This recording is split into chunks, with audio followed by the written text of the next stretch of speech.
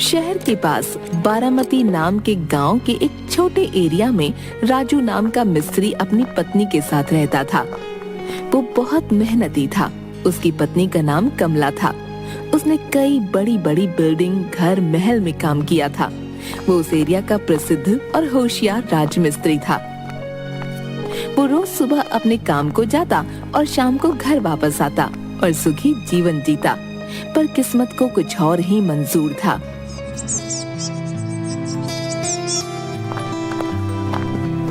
कमला, आज बहुत देर हो गई काम पे जाने में। हाँ, तेल खत्म हो गया था। दुकान गई थी तेल लेने। वहाँ भी बहुत भीड़ थी, इसलिए समय हो गया जी। चलो कोई बात नहीं, मेरा टिफिन तैयार हो गया। हाँ, अभी लाई। कमला टिफिन लेकर आती है। और हाँ, तुम्हारी तबीयत रात से कुछ ठीक नहीं लग रही। मैं शाम को जल्दी आऊंगा, फिर हम अस्पताल जाएंगे। ठीक है। राजू और कमला अस्पताल से खुशखबरी सुनकर आते हैं। आज मैं बहुत खुश हूँ। हाँ, मैं भी। हमें लड़का होगा या लड़की? जो भी हो, मैं उसे बहुत पढ़ाऊंगा, बहुत खुश रखूंगा।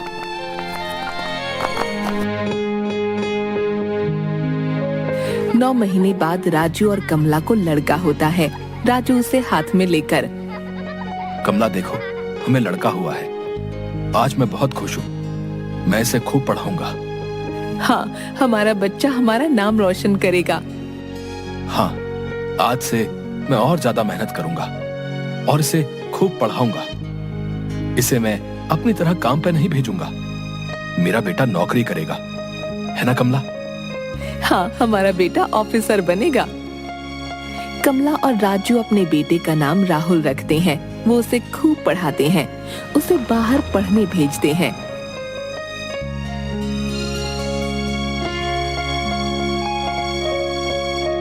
बहुत दिन हो गए, ना राहुल का कोई फोन आया, ना कोई खबर, ना राहुल आया। देखा कमला, हमारा बेटा कितना मन लगा के पढ़ाई कर रहा है। उसे समय नहीं मिल रहा होगा। उतने में पोस्टमैन आता है। राजू से, तुम्हारे लिए चिट्ठी आई है। अब किसकी है भाई? अब लाए हो तो पढ़ के भी बता दो। राहुल की चिट्ठी है। मेरे बेटे ने चिट्ठी भेजी है। क्या लिखा है? देखा कमला, तुम बेमतलब में घबराती हो। कहता है, माँ बाबा आप कैसे हैं? मैं यहाँ ठीक हूँ, मेरी चिंता मत करो, मैं जल्दी ही आऊंगा। और हाँ बाबा, मेरी अब नौकरी लगने वाली है। उसके लिए मुझे 1 लाख रुपयों की जरूरत है, नहीं तो मुझे नौकरी नहीं मिलेगी और मेरी पूरी मेहनत पानी में चली जाएगी। हाय दैया, ये जालिम जमाना। एक तो महंगी पढ़ाई और उसके बाद कमीशन भी मांगते हैं नौकरी लगने के लिए। चाहे कुछ भी हो जाए, मैं अपने राहुल को हारने नहीं दूंगा। अरे हाँ मिस्त्री साहिब, पर पैसे कहाँ से लाओगे? कोई बैंक लूटेंगे या अपनी किडनी बेच देंगे? बोलो भला। नहीं, मैं धन्ना सेठ से बात करूंगा जो ब्याज पर पैसे देता है। हाँ, पर वो पैसे के बदले कुछ गिरवी रख लेगा। तुम्हारे पास क्या है गिरवी रखने को? हमारा ये घर, हम अपने बेटे के लिए इसे भी बेच देंगे, चाहे हमें कहीं सड़क पर रहना पड़े। और इस तरह राजू धन्ना सेठ साहूकार के पास से पैसे लेके अपने लड़के राहुल को भेजता है। उधर राहुल नौकरी पे लगता है। कुछ दिन में ही उसे एक लड़की पसंद आती है। वो उससे शादी कर लेता है और अपनी दुनिया में ही खुश हो जाता है। माँ बाप को भूल जाता है। सुनो जी, इतने साल हो गए, अभी तक हमारा लड़का हमसे मिलने नहीं आया। कैसा होगा वो? उसका कोई अता पता नहीं है। कमला, तुम चिंता मत करो। उसने बोला था मैं आऊंगा तो आएगा। राजू को बहुत चिंता होती है कि वो कर्जे के पैसे कैसे चुकाएगा। अब वो सोचता है कि वो कहीं काम ढूंढेगा। सुबह कमला, मैं काम ढूंढने जा रहा हूँ। इस उम्र में आपसे काम नहीं हो पाएगा जी। लेकिन धन्ना सेठ का कर्जा भी तो चुकाना है। लेकिन आपको इस उम्र में काम कौन देगा? तजुर्बा है इतने सालों का कमला, कोई ना कोई काम तो दे ही देगा। और राजू काम ढूंढने निकल जाता है। जाते जाते एक जगह काम चल रहा होता है। वहाँ काम वालों पर उनका मालिक लाला सेठ ठेकेदार बहुत चिल्लाता रहता है। क्या हुआ साहब? अरे तुम्हें बता के क्या करूं, हैं? मेरा दिमाग खराब करके रखा है इन्होंने। इन्हें इस बिल्डिंग की ये दीवार दिल के आकार के डिजाइन में बनाने को बोला है घर के मालिक ने। 4 बार दीवार बनाकर गिरा चुके हैं ये कमबख्त कहीं के। अगर वो दिल का डिजाइन नहीं बना पाए हम लोग तो बहुत बड़ा नुकसान हो जाएगा। साहब मुझे थोड़ा बहुत तजुर्बा है, अगर बुरा न माने तो मैं कोशिश करूं। अब इस बुढ़ापे में तू क्या सुधरेगा? चल बोल रहा है तो तू भी कर ले। पहले इसका बेस मजबूत रखिए और बाद में सलाख डालकर धीरे धीरे ईंटें घुमावदार बनाइए, जिससे उनका काम सही हो जाता है।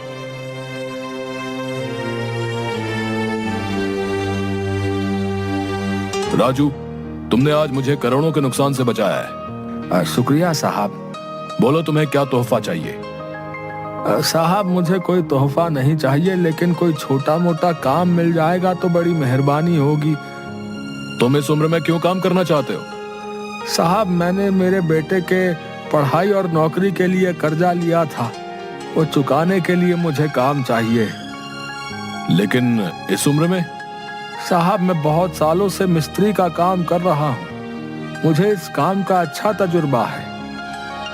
अच्छा मेरा एक काम है, अगर तुमने उसको कर दिया तो मैं मानूंगा कि तुम्हें अच्छा तजुर्बा है।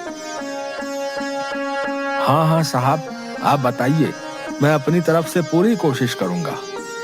और हाँ, अगर ये काम तुमने कर दिया तो मैं तुम्हारा पूरा कर्जा चुका दूंगा। तो तुम कल मेरे घर आ जाओ और मैं तुम्हें पूरा काम बता दूंगा। जी साहब मैं कल आऊंगा। धन्यवाद साहब।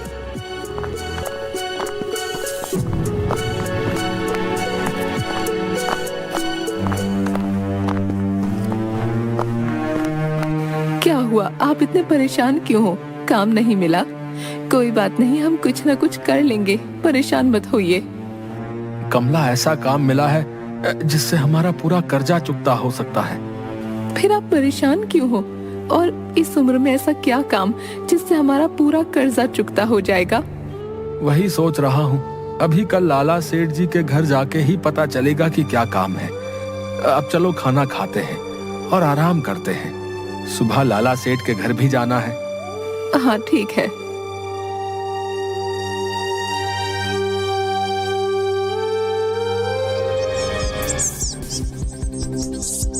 दूसरे दिन सुबह राजमिस्त्री लाला सेठ के घर जाता है। वहाँ उसे एक छोटा बच्चा खेलते हुए दिखता है। राजमिस्त्री उस बच्चे को देखकर मुस्कुराता है और दरवाजे की ओर आवाज लगाता है। साहब साहब। अरे तुम आ गए, आओ बैठो। राजू, ये मेरी लड़की है मोनिका। नमस्ते मालकिन। ये बाहर पढ़ाई करती थी, कुछ साल पहले ही इसकी शादी हुई है। लड़का भी आसपास के गांव का है और ये रहा इसका शरारती बच्चा। इसका एक सपना था कि हमारी खुद की एक जोहरी की दुकान रहे गांव में। इतने में मोनिका बोलती है, बात यह है कि 3 साल पहले हमने ये बाजू में ही अच्छी बड़ी दुकान बनाई, लेकिन हर 4 या 5 महीने में हमारी दुकान की तिजोरी से पैसे गायब होते हैं। अभी पिछले महीने में भी चोरी हुई। अगर तुम्हारे पास उसका कोई इलाज है तो बताओ। अब पहले मुझे जरा दिखाओ, मैं वहीं पर कुछ ना कुछ दिमाग लगाकर इंतजाम कर दूंगा। लेकिन इस उम्र में राजमिस्त्री जी कितना दिमाग लगाओगे? बड़े बड़े इंजीनियर फेल हो चुके हैं। साहब मैं लिखा पढ़ा इंजीनियर तो नहीं हूँ, परंतु बहुत सालों से मैंने मिस्त्री का काम किया है, मुझे इस काम का अच्छा तजुर्बा है। साहब क्या आप मुझे अपनी दुकान दिखा सकते हैं? हाँ बिल्कुल। राजमिस्त्री पूरी दुकान देखने के बाद, देखिए यहाँ हमने पक्के से पक्का लॉकर बनाया, पर कोई ना कोई चोरी हो ही जाती है। इसका कुछ उपाय है आपके पास, या हमें कोई नया घर बनाना पड़ेगा पैसे रखने के लिए? राजू मिस्त्री कुछ देर सोचता है। जी कोई बात नहीं, ये तो बहुत आसान है, मैं अभी 5 मिनट में इस चोरी की समस्या को दूर कर देता हूँ। तुम तो ऐसे बता रहे हो जैसे कोई बीरबल का दिमाग है तुम्हारे पास। जी मैं बीरबल जैसा दिमागदार तो नहीं हूँ, परंतु सुनिए एक तर्क की बात बताता हूँ। तो जल्दी बताओ। साहब, आपने आपके दुकान की तिजोरी एक कोने में रखी है।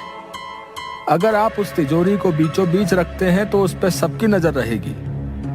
एक बार उसे जगह से हटाइए और बीच में ला के देखिए, सबकी नजरों के सामने रहेगी।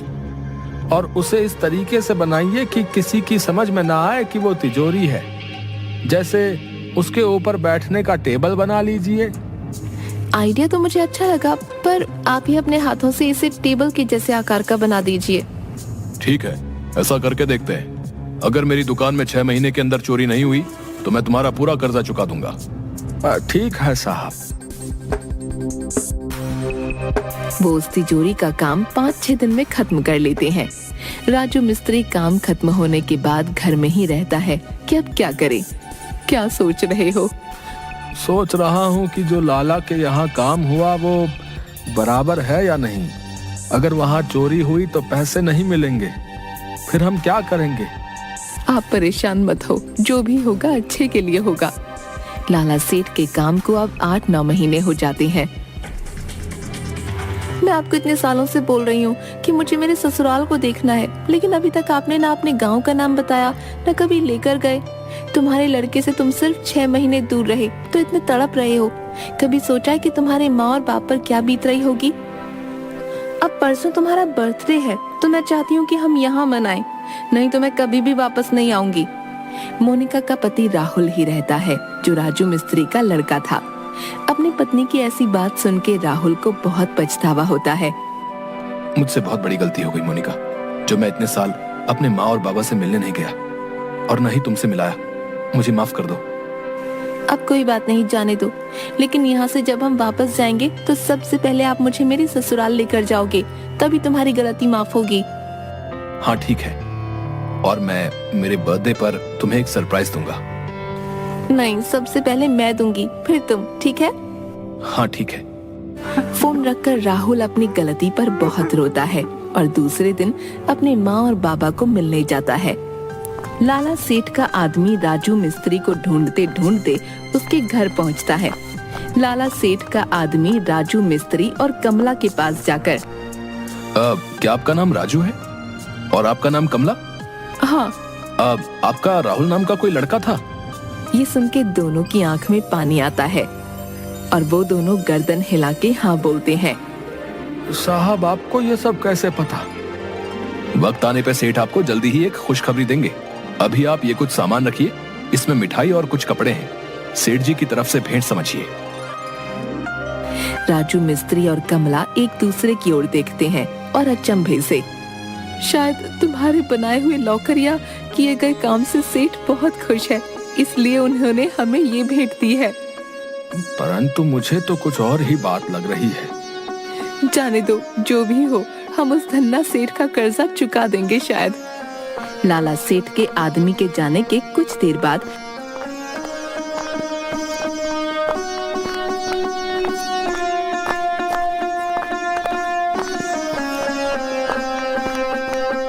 एक जवान लड़का सूट बूट टाई पहनकर एक बड़ा बैग हाथ में लिए घर के दरवाजे से अंदर आता है।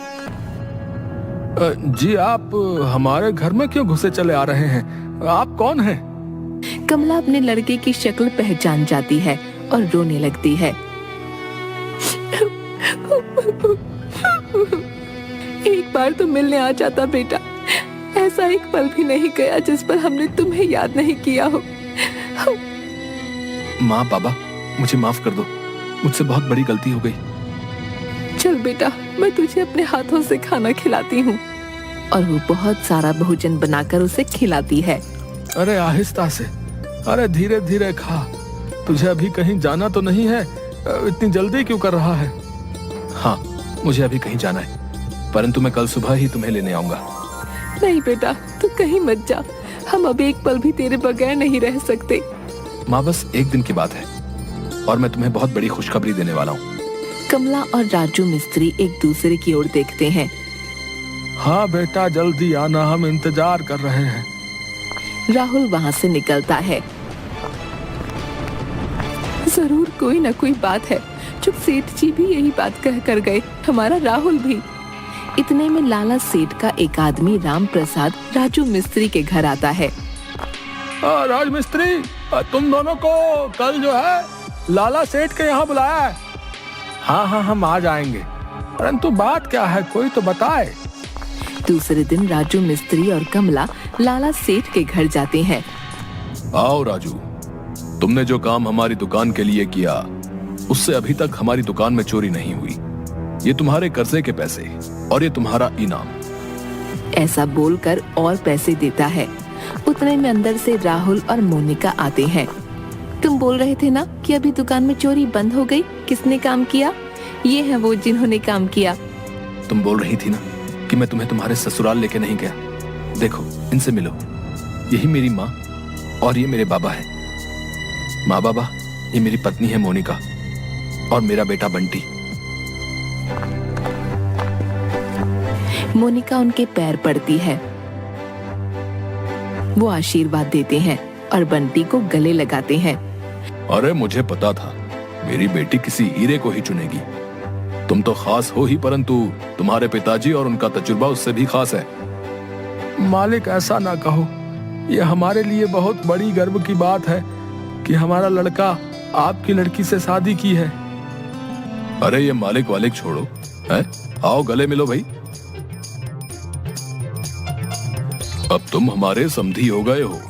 और हाँ, याद रखना, शायद मेरे पास पैसे ज्यादा होंगे, परंतु तुम्हारे पास तजुर्बा ज्यादा है, इसलिए कोई छोटा या बड़ा नहीं। हमें अपने माता पिता की सेवा में हमेशा रहना चाहिए, चाहे ही हम किसी बड़े मुकाम को हासिल कर लें, लेकिन असली स्वर्ग तो माता पिता के चरणों में ही है। व्यक्ति को पैसे के साथ साथ तजुर्बा भी कमाना चाहिए, क्योंकि किसी भी उम्र में, किसी भी हालात में आपके तजुर्बे की कीमत होती है।